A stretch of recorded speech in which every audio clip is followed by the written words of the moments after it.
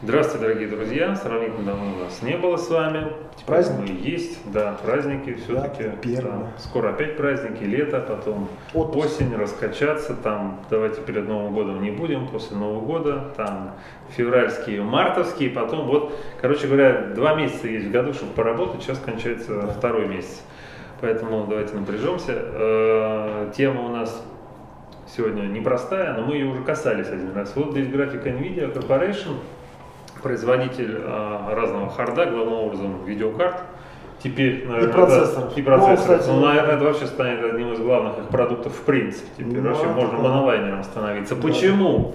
Сейчас вот интересно, да. Да, почему? Почему так? Но самое интересное начнется с того, что и купить сейчас видеокарты там не особо ты купишь. Дефицит. Да. В Москве вообще проблема. Да. Причем здесь Германия не купишь, да. Причем здесь Москва, причем здесь криптовалюта. Вот у нас есть такое подозрение, что все-таки это из-за большой толпы майнеров, которые поскупали все видеокарты, и из-за этого вот эти основные корпорации NVIDIA, да, и AMD, тоже самый производитель, видишь, рост-то какой, вот смотри, 16 год, да, с 5 до 15, 17 год. Да, то есть это как бы вроде сглажено и выглядит неинтересным, но в цифрах это колоссальное. 2 конца. Да. То есть это как понять? Причем самое интересное, что если NVIDIA еще можно как-то карточки купить, да, то AMD все, они пропали вообще никак.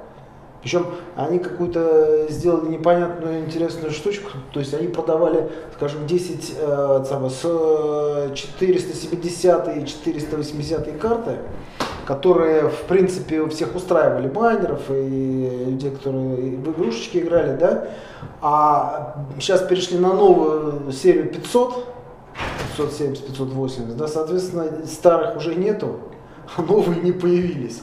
Что вызвало шикарный совершенно ажиотаж. Естественно, это отражается на курсе валют, криптовалют, там, стажевской эфириум, который майнится исключительно с помощью AMD.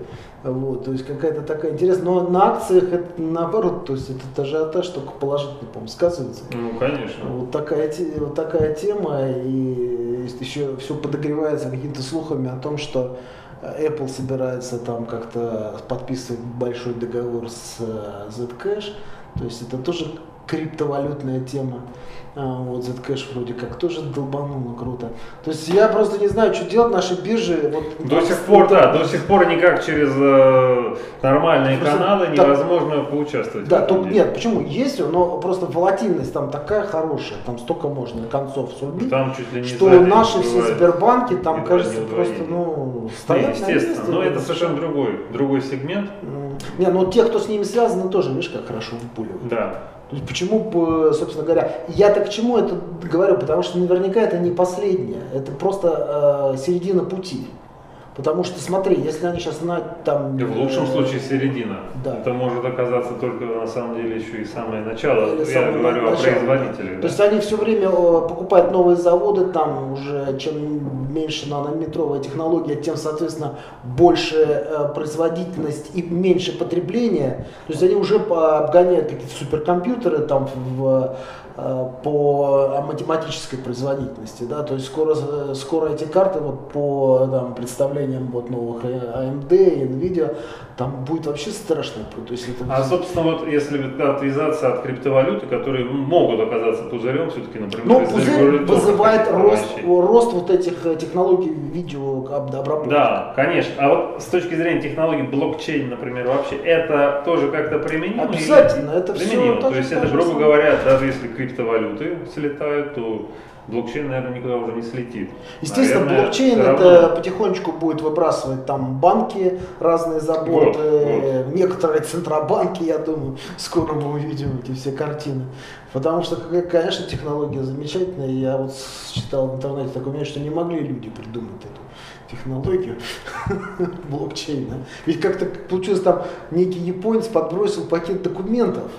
Который вроде бы как и не японец, да? Как вроде не японец, да, вроде никто не знает, кто это подбросил. Ну, такие же вещи в свое время говорили о том, что люди транзисторы не могли придумать. И так бы на лампах и делали все. А что, не так разве? А вот не знаю. Так на транзистор смотришь, очевидно, гораздо проще, чем сейчас, лампа, и все само собой разумеется. А на микросхему вот дырка, вот электрон. микросхему, что там? Чё а там? микросхема это вообще ерунда. Почти не видно уже. Кусок пластмассы, какие-то железочки на нем стыкнуты. И все Все работает. И никто не А удивляется. что непонятного? Все работает. Да, согласен. Так что такое вот мнение есть, что скоро мы увидим, конечно, революционные вообще изменения в плане и информационных как бы технологий обработки, я имею в виду производительности. Да? Еще, наверное, коснется все-таки суперкомпьютеров, скажем так.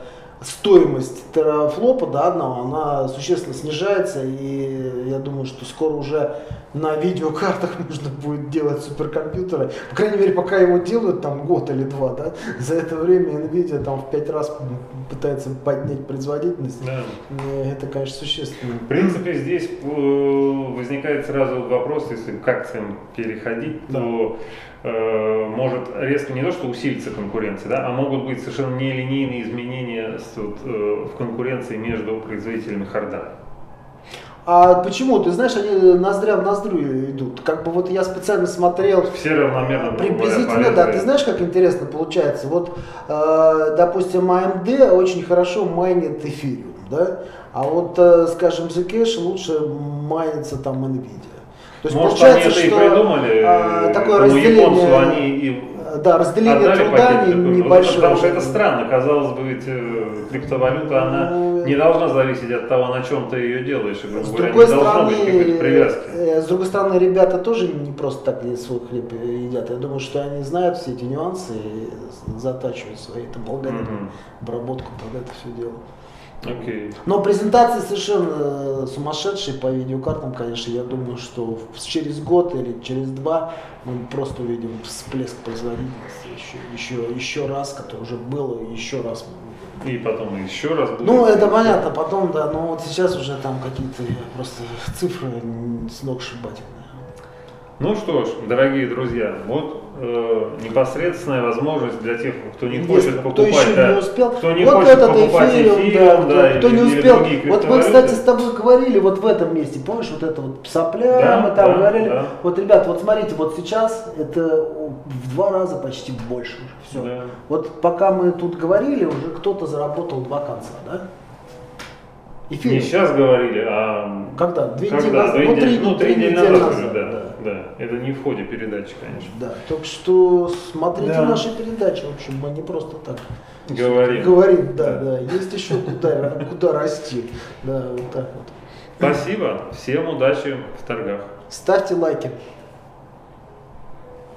Окей. Ну, даже сжатенько, да, так получилось? Жадненько, хорошо, да.